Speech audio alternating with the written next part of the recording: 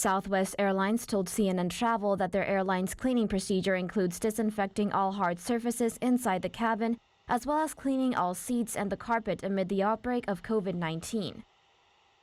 An American Airlines spokesperson told the broadcasting network that airplane lavatories and floors are being thoroughly cleaned, while all visible trash on seat pockets is removed before every flight. A Qantas Airways spokesperson explained that their cabins, seats, galleys, and washrooms are being cleaned and disinfected. The spokesperson also noted that their planes use HEPA filters as part of their air conditioning systems. The airline says the filters provide much cleaner air than other public spaces, such as trains or shopping centers. Delta Airlines says it is using a technique called fogging, which involves spraying an EPA-registered disinfectant on all trans-Pacific flights landing in the U.S. The airline says it plans to expand fogging to more inbound international flights.